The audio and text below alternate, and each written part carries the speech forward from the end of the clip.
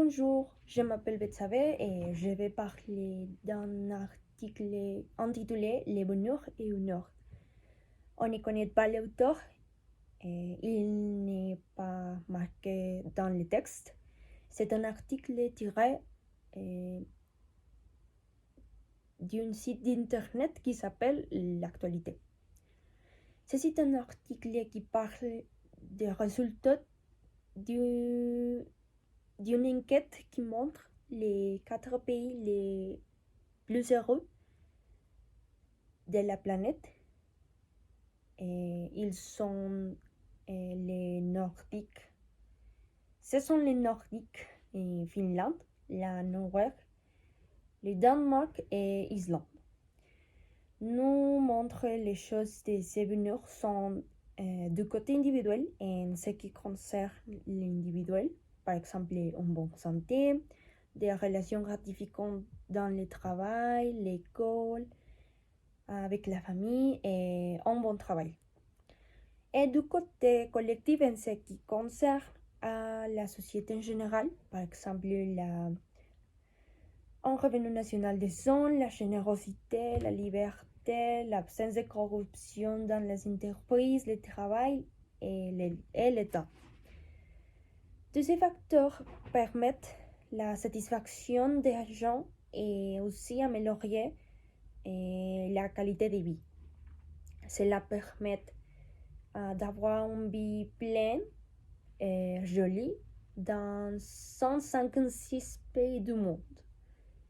Et maintenant, je vais donner mon avis et ensuite, je vais parler de 3 choses.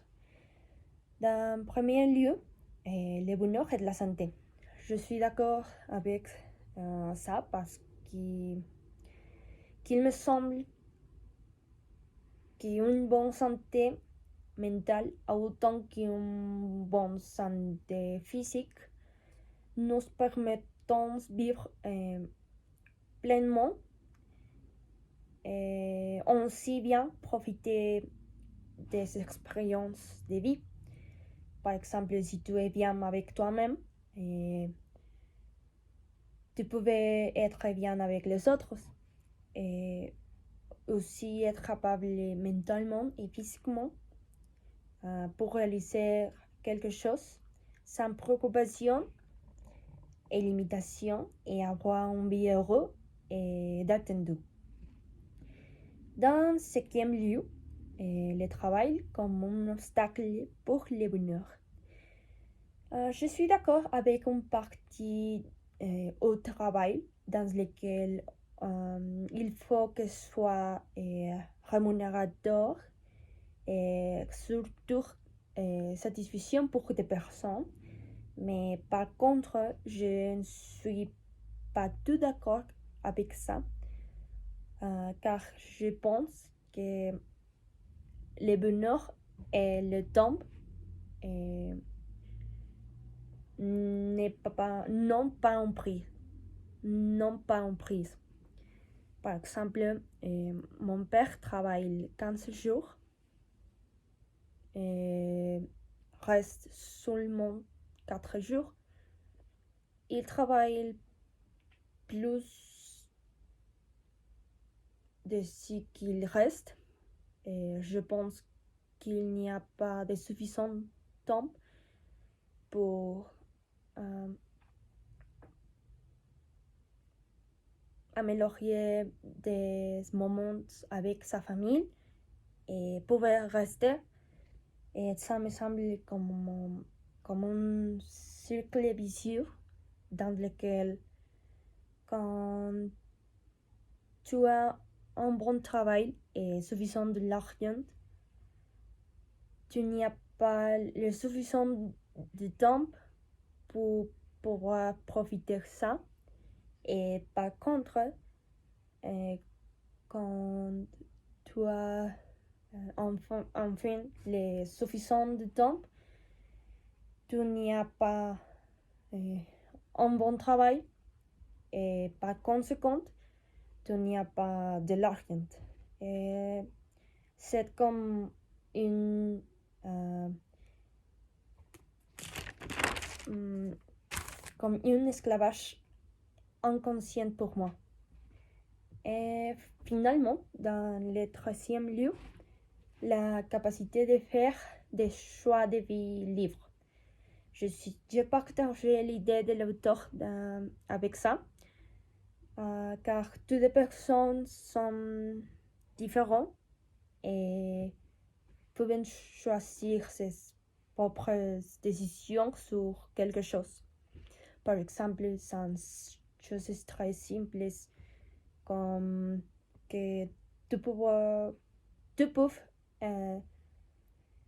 choisir ton saveur de la glace préférée ou aller au cinéma et choisir les films que tu voulais voir et ton ami, les vêtements que tu voulais utiliser aujourd'hui et jusqu'à les sélections plus difficiles et importantes comme l'élection d'un candidat présidentiel ou ton mari, ton épouse et aussi si vous voulez avoir petite fille ou petit garçon à la future et c'est ça. Et je pense que, à mon avis, je pense que une vie heureuse dépendra de chaque personne, d'accord, de son style de vie et surtout de la forme de penser, sur ce qui est nécessaire pour atteindre le bonheur. Nous sommes tous différents et ne devions pas oublier que nous sommes différents et nous avons une notion del bonheur différente à les autres. Et voilà, c'est tout.